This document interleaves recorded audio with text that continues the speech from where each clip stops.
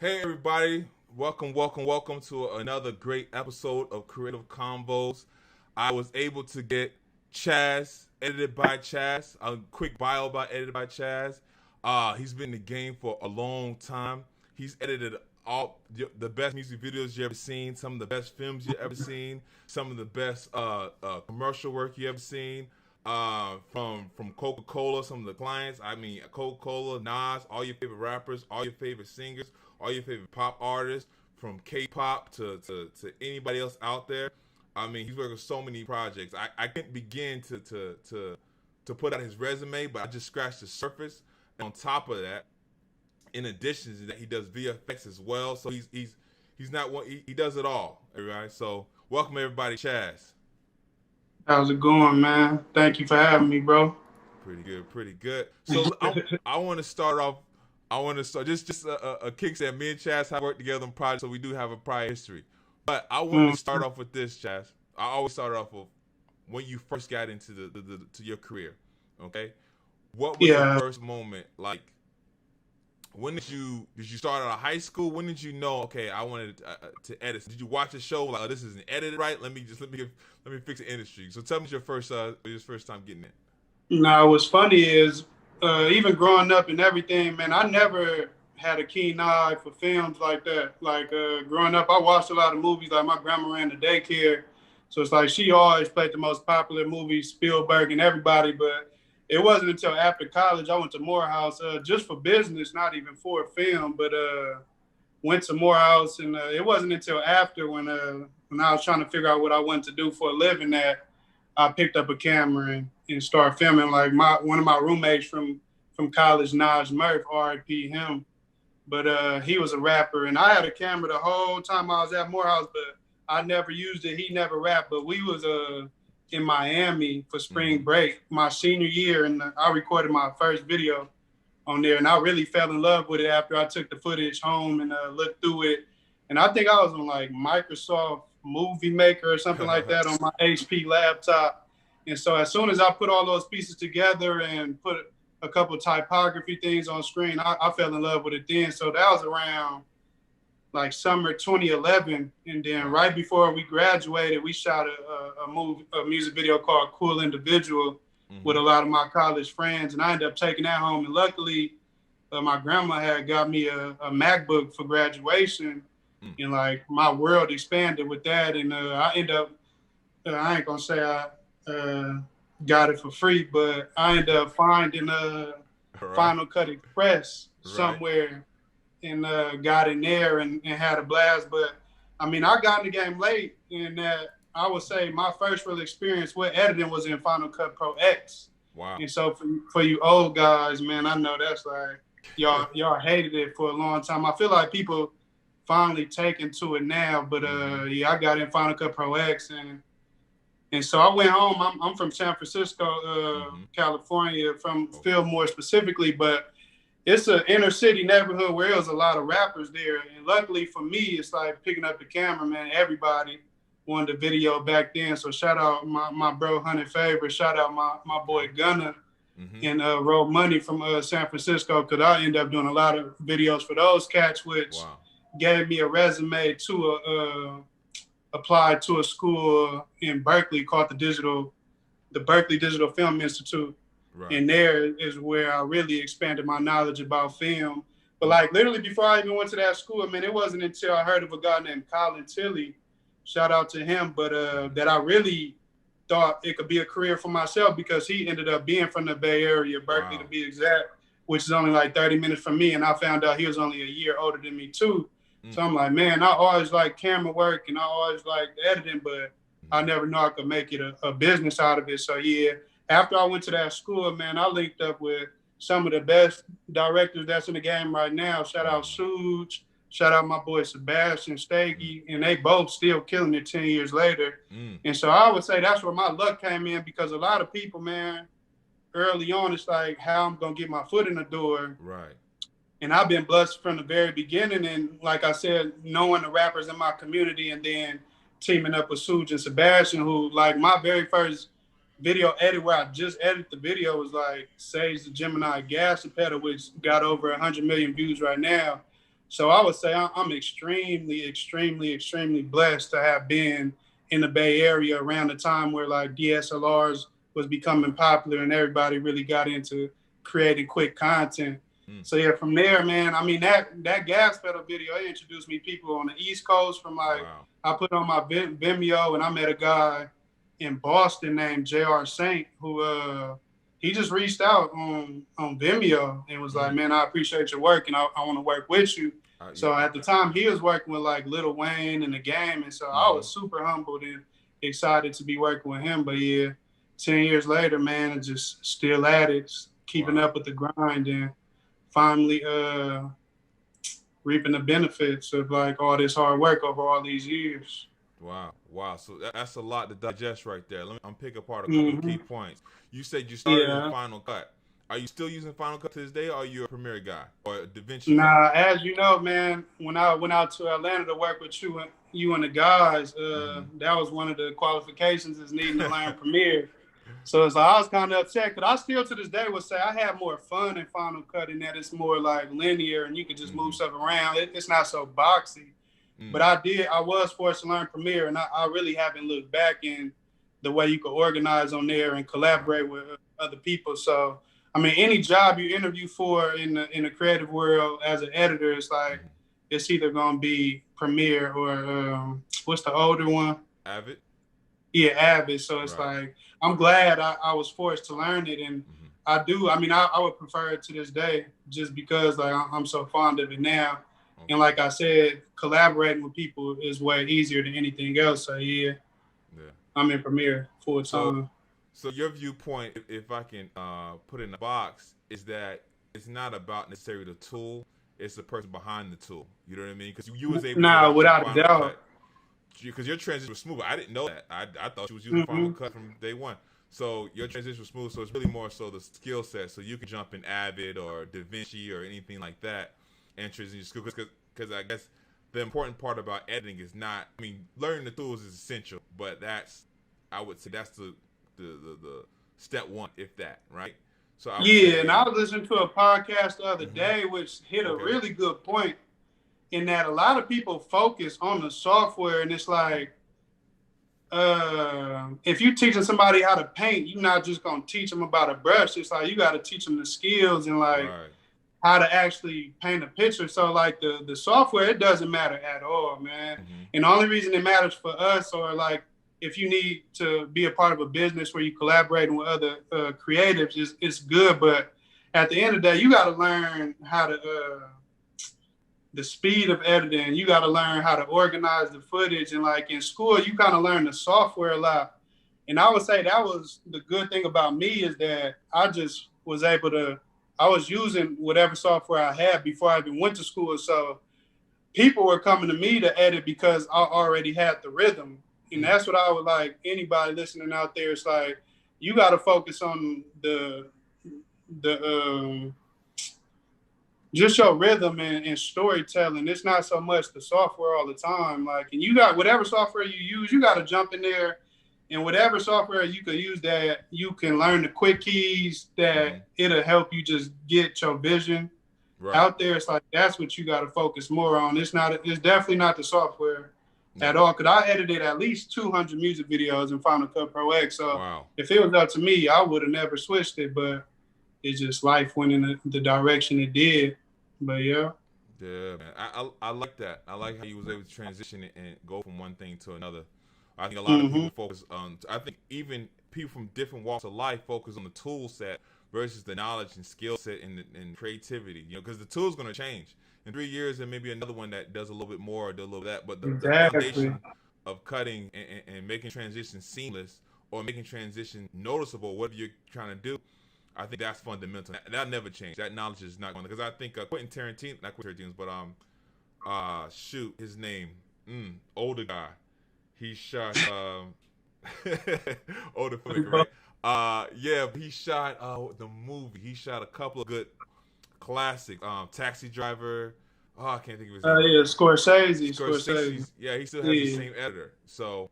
Nah, exactly. I mean, same with Steven Spielberg, Michael Kahn. Like 84, I want to say. So that is the benefit of being an editor as well. It's so much longevity in it because all you're doing is storytelling. But to touch on what you're saying about being seamless, like that's really the importance of editing. It's the emotions of like what you're portraying in your film. It's like it's not, and it's like it's no one right way to do anything. It's like because my thing, I would say my best edits is the luckiest. It's like you end up dropping something on there. And it's more so knowing your tools so that you could play around like a kid. It's like you want to just work with, you want to look at every option that you want to exhaust your options. And I mean, the director going to be proud of that too, and that you're looking through all the footage. But you definitely want to exhaust the options, but you want to put together things that just feel good. It's like we all watch movies, and I tell people this all the time. It's like we all watch movies all the time. So instinctually, we already got a knack for like what feels good and like, when we bored or something. And so you can't convince yourself like, oh, this is good. You got to feel it. Like it got to be an emotion. And so when I'm doing my cuts, like that first cut is usually kind of stagnant. And you just got to go back and like, and another thing for music videos specifically too, stop. Like it took me a long time because it's so hard not to cut to every single clap in the song. And that's when you start getting more sophisticated. It's like, and you got to study like instrumentals and like you got to listen for different beats in a song. You got to listen to the cadence of the artist, the delivery of the artist, and like you got to be spontaneous and like what you cut into at that moment in time. And like that's really the key to be successful in the game. It's like you got to edit something, and when you watch it back, you got to keep exciting yourself. It's like in time, you can't even predict your own cuts no more because you doing that on purpose, you know. But if you feel like your cut is like every clap, then it's like you got to go back and like get on a different rhythm. It's like rappers today. It's like even the mumble rap, I mean, so-called mumble rap, it's like people like it because it's like it's spontaneous and it's like kind of a freestyle that you can't guess what they saying next. Harmony to it. Definitely. Definitely. So you talk about working with people. You briefly touched on it. Some of your key directors. I guess the question is this. What makes somebody, as from an editor standpoint, what makes a director somebody you want to work with versus somebody like, I don't want to work with them? You know what I mean? I'm glad you, go ahead. My bad. How do you, no, you're right. Go ahead. You jump on it. My question is just how do you say, okay, this is a terrible director, don't do these things, or this is a great director, let's roll with that. Man, I'll say I'm privileged as well and just being able to relate to a lot of people. Like I come from the inner city San Francisco, but I went to Morehouse, which is a more prestigious crowd. Like I was in like a scholarship program called the Achieve program in high school, which allowed me to like travel the world and like go to plays and things. So I would say I'm like a gecko and just being able to like whatever environment I'm in, relate to people on a specific level. And then I was raised by like my grandmother as well. So I always been kind of a good listener. And that's what's important. It's like as an editor, you're going to make a lot of good networks when you realize like this is not your project. Like you assisting in it being the best it could be, and that's your art.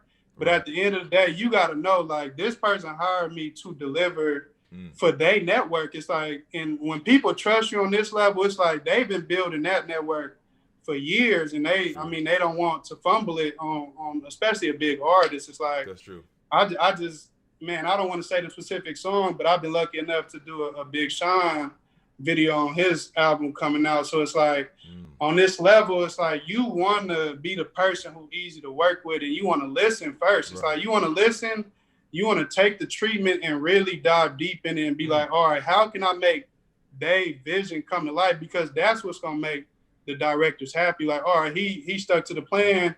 And then if you feel like you can enhance it, that kind of diverge from the treatment, then you have that conversation with them, and then you show them a separate cut. Like, this is how I feel about this. You probably should go in this direction. 9 times out of 10, if they see you really went out your way to make their vision come to life, they're going to give you that respect back. And like, you'll be able to like do your own thing. So I wouldn't, the directors who, the music video world though, I've made a living out of like directors coming to me like, man, we kind of shot some quick stuff, and I really don't know like what I want to do with it. But that's why I came to you, because you make it happen.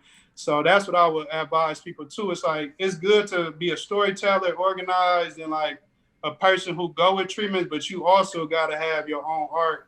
And like, if somebody just give you 50 performances, you got to make your own storyline out of it. And the way I go about those videos too, kind of like going in a different direction, but it's like you got to listen to lyrics, and it could be any B-roll shot. It's like I was doing a video for another Bay Area artist named Jay Ant the other day, and it's like I literally just listened to everything he was talking about, and you got to find B-roll or a motion or something that literally goes with the lyrics, but it could be pretty subliminal. But I feel like that's where I gain notoriety in the industry, is being able to tell stories even if a story doesn't exist. And that's from like building up different vignettes from B-roll or different locations they shoot in. It's like giving each location a specific amount of time. Giving it comes with time. It takes a lot of practice to be able to do it. But if anybody go on my website and look at any video, like it's no cut in my cuts that's just random. It's like editbychaz.com. Time too. Yeah, there you go. Hey, but in time, you realize like the best editors in the game, if you look at any commercial, if you look at any movie, nothing is in there just to be in there. Like every cut counts. And if you look at my reel, I put that at the end, like every cut counts, because it's true. It's like you can't get bored of yourself when you're an editor. It's like, I know you get halfway through and it's like, man, I've been looking at the same footage forever. But you got to get up, you got to walk around, you got to get excited about it again. And just get back in there. But like literally pay attention to everything the artist's saying. Make sure like it's relatable, and you tell those stories. Because I feel like, I mean, working with y'all in Atlanta as well, and being able to work with clients like Coca-Cola, it forced me to look at the storylines of everything in a way, like those briefs were, like how we had to study those profusely. But lifting everybody, even event videos for one music fest, you got to take anything you working on, and you got to build a story out of it and make it emotional. That's true. That's true. Okay, we touched on it from one angle. Let's touch on it from the other angle. What makes somebody, we said what makes a good directing back. What makes I think you touched on like I would say, what is a bad director? You know what I mean? So I mean, a bad director is, I would say more in post production, where you deliver a cut and them not being able to translate what they really want. And so it's like they always being vague with it. They don't really say specific time points that they would want to change. But I mean, again, fortunately at my level, I've always been able to network with just good people, man. And so I don't have a lot of experience with like working with bad directors. No way you want to shut I'm not trying to create no enemies, but honestly, it's like that would be the only thing I would say is like people who aren't able to translate what they looking for exactly before the cut and after the cut. It's like they hit you with the I just don't know. Like I don't know what it is, but it's not really working. So what about I heard a lot of editors, even myself, complain about when they give you a bucket of footage with no direction. Is that something you like to, it's a challenge? Or you like, nah, man, have some sort of direction prior to getting to, or do you like to take creative freedom? Like, all right, I can go anywhere with this. Nah, exactly. I mean, it's a balance for me. And nowadays that my time is limited, I feel like I'm less likely to pick up a video like that. But I feel like I said, that's always been what's been my strong point, is people knowing, like, even finding footage online to put in my, like, even ripping YouTube videos. And like, that's some of the first things I did in like my early videos, like, because, when you just started, you don't get too much footage. So I was creative and just downloading stuff online and just putting that in my video, like drone shots in my early videos. I would take them from YouTube or whatever. I wouldn't suggest that for people, especially with big clients, because, I mean, you could get sued and everything. I did have one incident early on where a stock guy had reached out to me. It was for like a Keep the Sneak and a Jacka video in the Bay Area. But a guy reached out to me like, I saw my footage in your video, and you didn't pay for it. Now, man, my heart dropped or sank. But I made a career out of people giving me just a lot of footage and not really knowing where to go, which makes my life easy now. So now when I get treatments and it's like, oh, this all I got to do is like, and like when they shoot for the edit and like you got 5 shots just for the first 20 seconds and you just cutting through those, man, it's a beautiful thing. And that's what I'll say. It gets easier in the editing world when it comes to creativity, because especially as you transition to documentaries and film, like it's so much pre-production that go into it, so that all you doing as an editor is kind of lining up everything. So yeah, I prefer having the easy way, but it is a good challenge for me because I'm really rhythmic, and like if it's a good beat and like a good song, then it's just fun, and that you creating, and like you said, you become the artist. And like you get to see your vision from scratch and see what you come up with. But yeah, I used to, man, early on too, even like shout out Suze, like for the Save the Gemini video. Like I used to be so prideful about every cut being my own. Like, and so we finished the cut for that, and I had like this super fast paced cut. And Suze had told me to slow it down, and it really made me mad. And what's funny is I knew the artist, so it's I kind of went behind his back. And come on. I had showed the artist my cut, and he was like, "Oh, that's tight." So that video ended up coming out too. So if you go on YouTube and look at Gas Pedal, you'll see it's 2 different versions, and it almost ruined our friendship. But luckily, he a good guy, and we laugh about it to this day.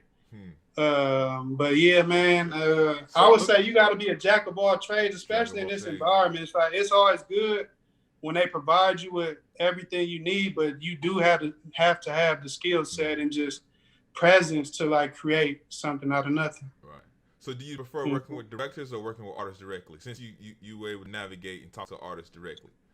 It's funny, but I rarely work with artists, especially when like the label involved. They usually come in afterwards and just say they changes, but a lot of time I just get screenshots from the director with the artist said or whatnot. But like I did one of Summer Walker videos, and I mean she ended up coming here to help out with the video. So it's rare, but and I used to hate it too, because you know you got to be on point when the artists come through. But I mean with all my experience now, I say you don't get nervous on the big time, because I know I had an early experience where I was working with a huge artist at the time. And it was like, oh, we're going to send some people to your house. I thought it was a representative. They sent the artist to my house. I was, oh my goodness, I just see you on TV. So nah, exactly. It's crazy. Like it was her and her dude, who the producer, but they like pulled up in a Lamborghini truck and everything. And I'm like, I'm nervous as ever. But I would say it's just like, that's why you got to know the mechanics too. Like we did preach. Now, I mean, it being more about the art than the software, but at the same time, too, you can't be in a room with a director and they telling you to pull up a certain shot from a certain scene and you fumbling. It's like you got to do a lot of pre-work. And like, I mean, just to get people inside of my process, it's like you got to take every scene and make a sequence out of that scene itself and make your selects in there so you could quickly go in there and jump through. And I also laid a song under each performance within those sequences. So and then I take that and stack it all in a master project so I could turn things on and off. So with shout out to like Vinny Hobbs and like a lot of people I studied early, and just being able to go on their page and see like how they set up their pages, and it just making sense for me. And so yeah, shout out that guy, man. He doing great things, and he's been a major inspiration in my career as well, because he worked with Colin Tilley early. So it's like I was profusely studying a lot of their work early, and just every time he would post something about his time, I'm like, oh yeah, let's get to it. But nowadays, yeah, it's just you gotta be organized, and it make it an easy process, especially when you sitting down with clients, so that you don't like be messed up, man. Because let's get into the weeds. A quick question requires structure and organization. How do you organize your file? Let's say if I throw you a bucket of footage, right? And you're like, man, I don't have the time, but look, I throw you a bucket of money. It's like, oh, we make this happen. So how would you go about organizing? Do you order it by scene, or you organize it by artist? Do you just kind of, color match it or tempo match it? How do you organize yours? Nah, it's literally, man, luckily nowadays, so I get a hard drive from every music video. So if I turn my camera around, you'll see like it's like so many hard drives, and luckily I get one every time I'm starting a new project. But let me turn this back on. Yeah, go ahead. We stand at the keyboard. So, But but yes, that's yeah, every time that's I get a new one, I start from scratch, and I just take it by the scene, literally. Whatever, if they shoot outside, in the studio, in the car, I make sure I put, even if it's 2 or 3 separate cameras, I put everything in one folder, and then I select all and drag it all in one sequence. And then that way you watch it from start to finish, so you see everything you got. Because if you don't, man, if you don't really structure like that and organize your footage, you really gonna miss out on a lot of shots. no. That's good, and that could get you in a lot of trouble. Like when the directors come sit in too, it's like, what happened to this shot? And I'm not gonna lie, I dealt with that a lot early in my career, just kind of being rhythmic. So it's like going with the first thing I saw to get it done quick. But it's like you really gotta pay attention and like know every inch of footage that they shot. So yeah, I literally take that footage, put it in a sequence, like I said, of itself. And then I end up making a master file where at the very bottom, I have like my B-roll and storyline B-roll stuff. And then I have all the performances like organized by scene above it. And so then I turn everything off completely. Right. So then when you're watching in real time, you can just turn stuff on. And that's half the time, that's where I get lucky, is like you turn on the performance shots and like they doing their best performance at that point in time. But like in those sequences as well, like I said, I put the audio underneath each performance, and then I make markers on like the best performances. So when I drag it in the master file, it's like all these like dots in the actual project, and like that just let me know when I'm approaching something good from that certain shot. Oh, that's what's up. I like that. I'm going to use that myself. Let's talk about outside the editing part, because we know editing is a passion, is a creative form, but it's also a business. So how do you go about, I know you've done good work and that led you to more clients, but outside of that, how do you brand yourself? I know you had a really nice website. You have a whole catchphrase edited by Chaz. It kind of rolls off the tongue. Right. So how did you, and even your Instagram is a whole conversation with just different sentences that work together. So how did you go about branding? Is that something you thought about? I mean, explain the process and why branding is important to you. Yeah, branding is everything, because literally 95% of my work has come from social media and word of mouth. Like I've never really been one to like reach out to any company. Even when I work with you, J.R. Saint, it's like he linked me up with Troy, who we worked for there.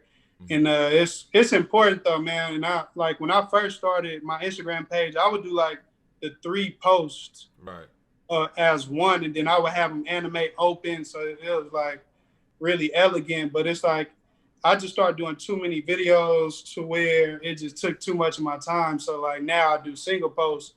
But it's really been all Instagram for me. Like it's just me posting my work and directors posting my work on there. It's been a blessing, and people just finding me where I'm at, and it's just being free. And like I said, I'm still independent. Like I work on my own and never really applied to too many places work-wise. So I've been fortunate in that light. And like I said, shout out to just me picking up the camera and all the guys I worked with early, because it gave me that entrepreneurial type of mindset to just do it on my own.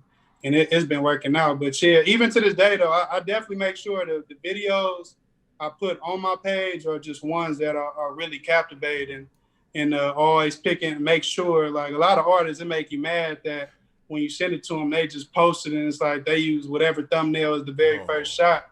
But for us, you got to be really particular and make sure you pick a screen grab that's really captivating without people even pressing on it yet, so that you could get those extra views from people.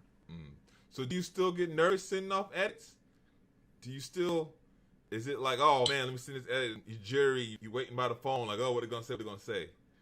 Is that any of that emotion? Yeah, it depends on the clients, and like I said, just being on this call with you, man, thanks for the luck. It's like I got hit up by Beats by Dre to possibly do some commercial work, and like in instances like that, it's like, yeah, when I'm working with brand new people, it's like the first job doing that. That's why it's so important to just know, because I'll literally set up every project the exact same, so that help, that eases my nerves a lot, in that I know what I'm doing with it.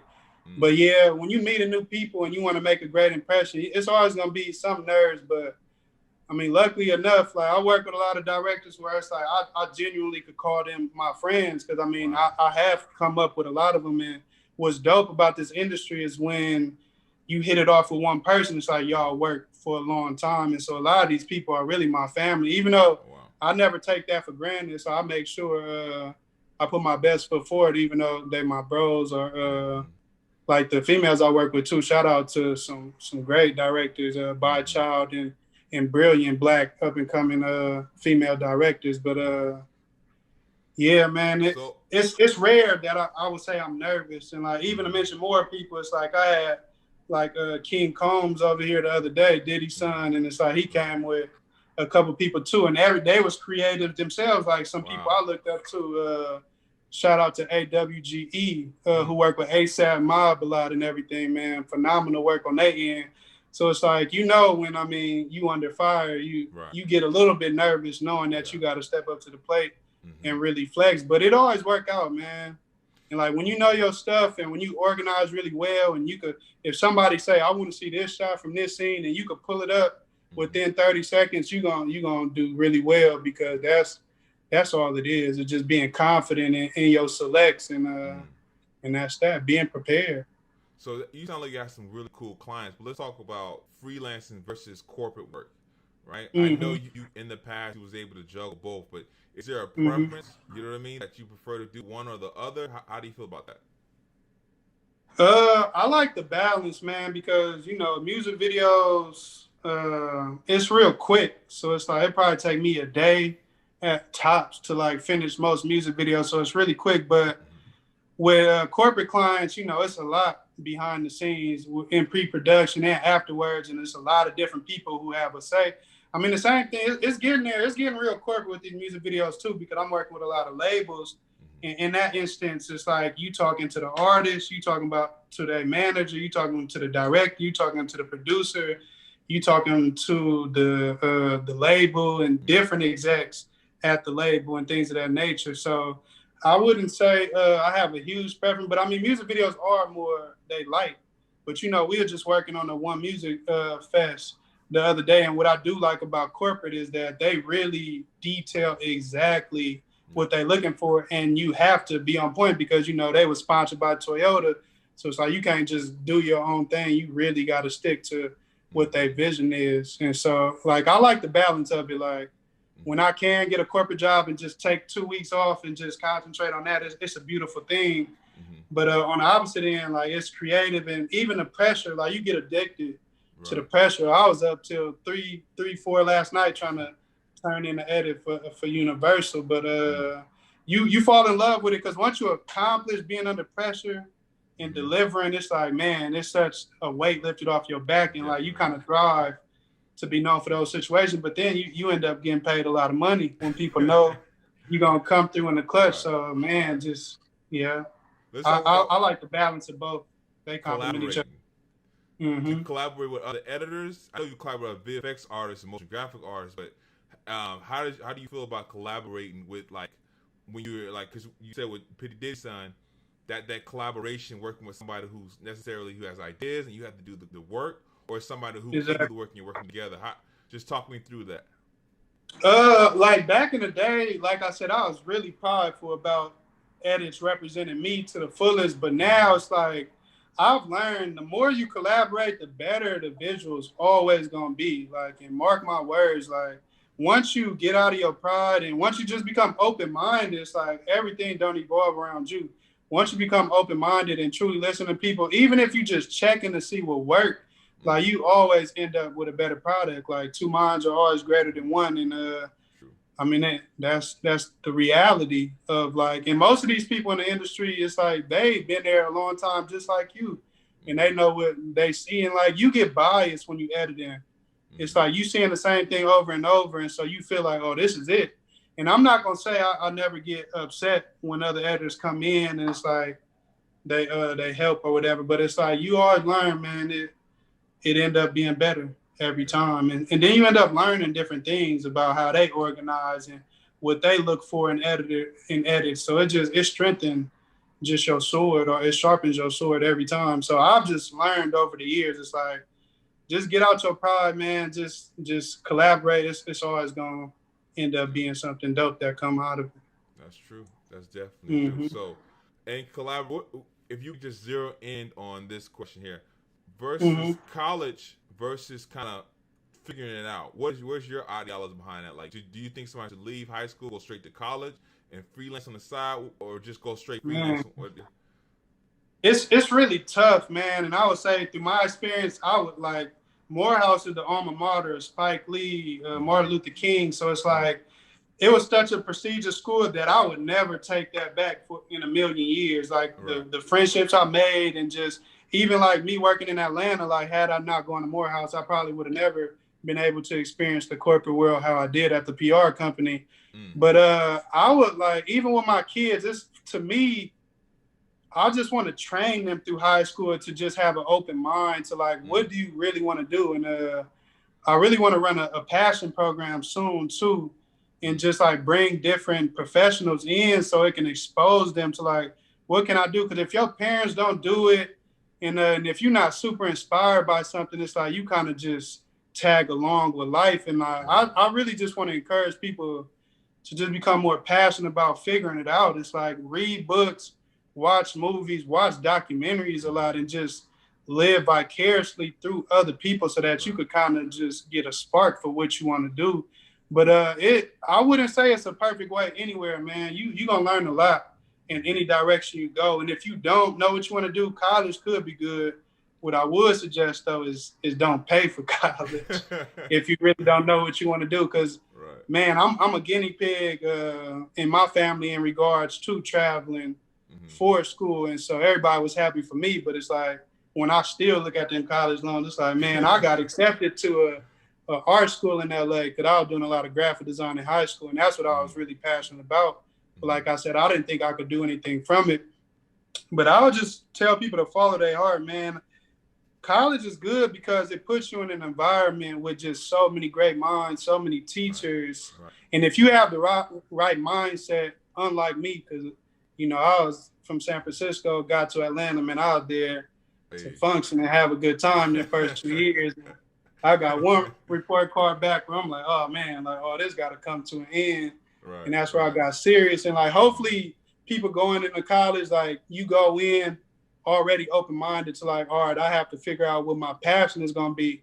And in that instance, and if you're taking advantage of the resources, like staying after class to talk to your teachers and like going to career fairs and things of that nature, like be involved with your school to help you find out what your passion is. And if you do it, then I would suggest that for people, because like I said, the best thing about it is you meeting new minds and like you're going to get inspired. Like when I went to college, man, I was listening to like Keep the Sneak, Lil Wayne, and like I was under such a rock. And like when I went to college, it's like all these black dudes listening to alternative and things of that nature. So I'm like, what is this? Would pique my interest of just different facets of life. So yeah, I would say just follow your heart, but more than anything, take time to find out what you really want to do, and that's that. So let me ask this: you talked about you going online having a good time. Let's talk about the work-life balance. Like, how do you approach it, especially during these times? You got COVID, you got the political situations going on. How do you find that? What is your work life? But do you work all day and then do you party hard, work hard, or do you kind of go for a draw? What's your? How do you bounce back?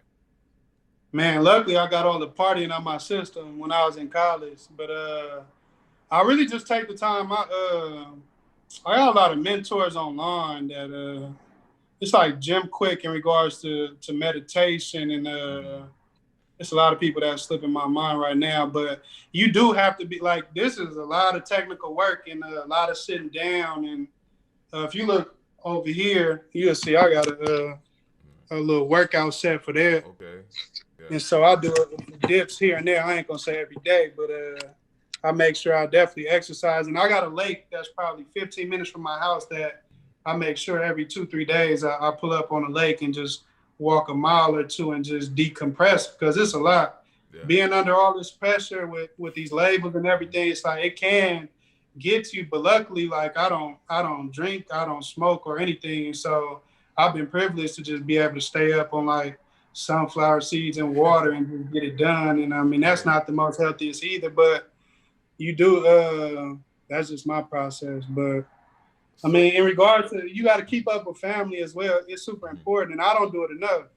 And it's like when I do reach out and finally talk to my nephews and my younger cousins, my older cousins, aunties, it's like it's a breath of fresh air, and it take you away from these stressful environments. So you do got to find out what works for you, but you can't forget, being in this industry, man, you can't forget to take care of yourself. Because I'm actually vegetarian as well, and so that's what helped me a lot, of just like keeping a straight mind and keeping a lot of energy. It's like I feel like I don't get too tired when I'm working, in that I'm eating pretty solid foods that give me more energy. So that's a huge suggestion I would make to people, is like, make sure you do your research on, like, you don't got to be vegan, you don't got to be vegetarian in particular, but you should be conscious of the things you put into your body, because it is going to help your brain to be more creative, and that's that. But yeah, I feel like I definitely take time to balance it well, because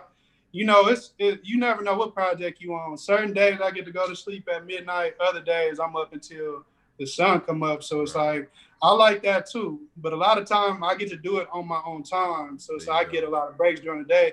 So I mean, when clients approach me, usually I get like 3 to 7 days to do it. And so I would kind of organize my time around that, and every few hours just make sure I'm getting up and just getting a breather. But yeah, it's everywhere. It's hard to say anything specific, but. So let me ask you this: making your life easier and getting the rest and stuff like that. On the tool perspective, on the software perspective, what tools would you like to see added to software? Like, what features you would say, okay, if I can sit down with Mr. Adobe, Mr. Final Cut, I think you guys need to integrate this tool right here from an editor's perspective. You know what I mean? Who are doing huge cuts, who's up to 8 a.m. and stuff like that. What tool would you say you would think that could really? I mean, if anything, it's a timer. I would say they put a timer on the screen of, like, of course they wouldn't want you to leave their product, but I wouldn't, at this point in time, I couldn't say nothing, but a timer in that I end up working like 8 to 12 hours straight. When I really get in the zone and I like the song, it just, and it's not really healthy. So it's like, I would say that, but because in regards to the software itself, man, I don't know. I've created such an organized way of doing what I do that it's like, I hate when they even make updates, because it's like, I don't want it to really change. Like we was talking earlier, it's kind of a few glitches right now. Like when I'm in full screen, if I'm working with different medias, like you start seeing pixelation, and when the directors are there, they like, what's going on with the footage? And it's like, nah, that's just Premiere kind of tripping out. But now I make it a duty to make proxies. I mean, I would say to people, be more informed of like how you could utilize it to your benefit, because 9 times out of 10, the things you think not there, like multicam and things like that, they there. Just like you gotta learn how to use it. You gotta stay up to date with the updates of like how they're actually making your life easier. Yeah. And so just that's what I would suggest to people, more than even the software, is learn it, so that you know what can make your life easier than how you've been going about it so far. Yeah, I think you mentioned that time. That's interesting. I think to integrate somewhere, because as a freelancer, you build by your time sometimes versus building by your project, and to have a clock to see how long it takes you to do certain things. I think you can always download some kind of app and stuff like that, but I think it'd be very interesting to see what kind of timer and how long you move to track your and that'd be cool and stuff like that. That'd be cool if I don't know if you can, but like as soon as you start a project, if it calculates how long you've been on there too, because like I want to put out a book eventually, and that's one thing I would want to know, is like how much time did I spend on like all these different projects, and that's one thing you really can't get back. And I'm gonna start timing myself in the present day, but yeah, man, it's a lot of it is there, man. Them people been around for a long time. You see Adobe stock right now, like it's going high for a reason, because they figured it out, and so you really just got to take the time to learn it. Speaking of time, Who backing you? Who inspires? Yeah, that's a bad transition. But who Mm. inspires you? Like, what inspiration? Like off editing. Like, do you watch birds and say, "Oh, well, I like the way they move. That give me an idea of a nice little ramp cut." You know what I mean? Is there Yeah. anything that outside of your field that can drive inspiration to you? Uh, Man, in the field, I would suggest this book. I got this book ready, but Okay, it's a book cut to the called Cut to chase. the Chase by Sam Osteen. And this guy, he was a big editor like in the 60s or 50s, 60s. And what's dope about this book is that each chapter Right. is him talking about a movie he did, like specifically, like from his very first movie. And he ended up transitioning into being a director as well. Mm. But what's really dope about this book is like it forces you to watch movies that you normally wouldn't. And like that always inspires me, like watching the 50s and 60s movies of like how slow paced it was. But Right. then acknowledge you get to watch like what real performance is Mm. like. And so you start looking for that in your edits. But more than anything outside of my field is I make beats. And like if it's one thing I could suggest to any editors out there is start making beats because you start becoming familiar with the different instrumentations or different instruments and different rhythms, and like you're gonna be surprised. It's like when you buy a car, you start seeing that car everywhere. But it's like when you make beats and you start using certain instruments or certain drums or whatever, you're gonna start hearing those sounds in your Right. cuts, which is gonna make you want to start cutting to those. And like I said earlier, the best editors in the game is just the ones that are extremely spontaneous with their cuts. And like half the time it look like they doing anything, like, especially like the fast-paced commercials. Right. But if you really listen to the beat, like start listening to like the beat and when cuts are happening, 9 times out of 10, it's like that's what they actually cut into. So other than the snare and clap each time, you got to start looking for the hi-hats, you got to start looking for the shaker, you got to listen to different chords that come about that you can actually cut to, because that's going to diversify the way your edit come about. So yeah, it's making beats, man. It's funny because I started making beats the same week I started editing, so I really could have went in any direction, but that's really what bring me a lot of peace too. It's just taking the time. Like if you see my room, I got a bunch of vinyls from my grandmother that she gave me that I sample all the time. And for one, it just give me peace of mind and finally getting away from editing. But like I said, it really helped you start listening for new sounds in your cuts. So let me ask you this. I like to talk about the future as well. I know everybody's growing and everybody's transitioning. Everybody's doing new things. I know you've done films in the past, but are you expanding more towards films, or do you think there's a lot of creativity that you can still expand in the music video world? Where do you see your transition happening, or are you gonna jump outside of music videos and jump to something else? Yeah, man. Luckily, I was able to work on a documentary for a director named Spike Jordan recently. Shout out to that guy. He killing it as well. He just did Nas's latest video. But I would love to get into feature films. I wouldn't say I'm too much in a rush in that I enjoy my free time. It's like I'm independent. So it's like literally every day I get a hard drive delivered to me with the footage on it. So it's like I don't got to get up at 7 a.m. to be at an editing building or whatever. Right. But another one of my homegirls as well who worked on Euphoria, I've been spending a lot of time with her, and it's been dope to see because she's even working in Avid.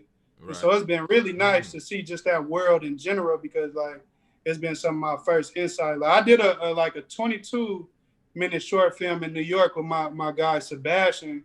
So that was the first time I was able to see what that's like too. And I just like with corporate, it's like I prefer those, and that, a lot of people, it's funny that people like don't give more music video editors a chance, because it's like we actually creating something from nothing.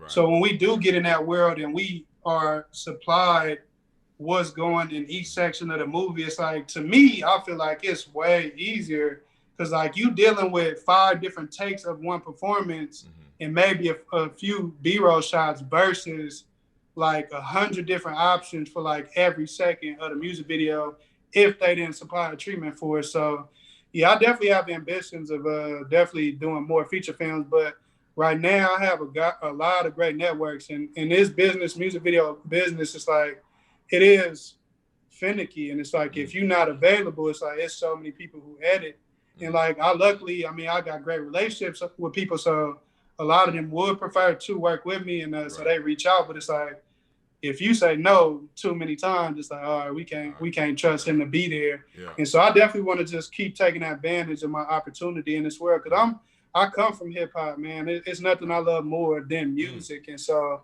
it always keeps me going to play a new song and just start working on a new music video. So I'm gonna be in music videos for a long time, but I do want to branch out eventually and mm, work on more docs and feature films for sure. mm. Let me ask you this, a timely question. We Mm-hmm. touched on it a little bit earlier, but as COVID, you got pre-COVID, now we're in the middle of COVID season. How has that affected you, your working? How did you adjust to it? Or was it, did it really switch up what you had going on? Because you say you get a lot of hard drives delivered to you. So how has Yeah, that it scared me at first, man, because I actually got hired to do a job with Disney for Mm, the very first time, and so COVID probably hit probably a couple days after that email, and they backed out of it. So that really scared me. Like, oh man, that's crazy.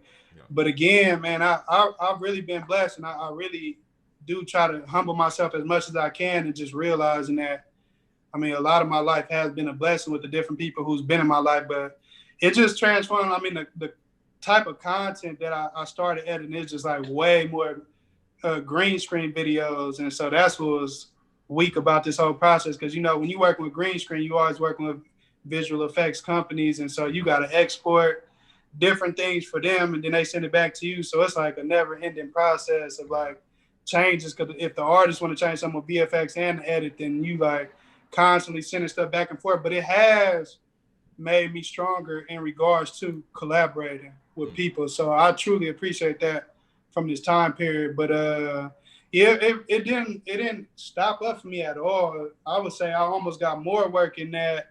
wow. It's like, they bread and butter end up being content in the music Mm, video world, being that artists aren't touring and things of that nature. So even if they send me footage from years ago from performances and things of that nature, it's like I still been in business this whole time. And in general, I really advise people to edit because it's not that many people who, especially black people, mm-hmm. involved in the industry. And so Right. it's like I definitely want to preach and like get more black faces in the industry as well because Mm, it's so much opportunity. And I mean, you working from home, and so it free up a lot of your time to mm-hmm. still work on different things as well, even if it's a side hustle. Because Right. even when I was in Atlanta, it's like after I went home from work, I still was editing music videos and things of that nature. So I think it's a pretty safe business to be on because Mm-hmm. even if we stuck in the house, it's like people still gonna want their media. So Right. you That's you true. pretty much gonna be in business for the most part. That's true. Well, oh, Chaz, Mm-hmm. man, look here. I know you still have to go. Okay. Mm-hmm. I keeping it on. He says 4 o'clock here. It's Well, 2 o'clock it's over been a there. pleasure, man. Yeah, man. I really appreciate it, man. I really appreciate you taking the time. We definitely have you on again. I have an idea that you can. I want you to sit there and review a couple of cuts, so people can send some edits in Oh there, man, and I maybe would love that. you can chime in on it. Like a lot of young people are trying to get into the game and try to figure out, and sometimes they need that immediate feedback. So I think you'd be the perfect person to do. You know what I mean? So we're definitely gonna do that. Guys, send me comments if y'all want that to happen. But again, Mm-hmm. Chaz, I appreciate you. You know what I mean? Stay safe out here. It's a different world. Now, Um, right, exactly. yeah. So But now, before we end, man, I what's that? definitely want to say thank you. I want to say thank you for having me, and Oh, come just on. for my people to learn more about you, man. Raphael is a master with the Hey, visual effects, and I mean he a great editor as well. Like when I came along, I seemed to ease that for him because he was like, man, I was tired of doing both myself when I end up working right. for MSL Group. But now, like everybody, make sure if you have any VFX too, reach out to this guy right here, man. He gonna get you right for Hey, sure. And hey, it's such a beautiful platform you created, man. And I'm glad to be a hey. part of it, man. I Thank appreciate it, man. My head just went 2 sizes bigger right there. you. Hey, man. Well, anyway, next time we'll cut to the sponsor after that, but we're gonna work on that. So, Well, hey, man, appreciate everybody for tuning in. And if you have any questions, we're definitely gonna bring Chaz back on. Everybody have a good day. Nah, man. You too. Thanks for having me, bro. Hey, thanks for being there. Appreciate it.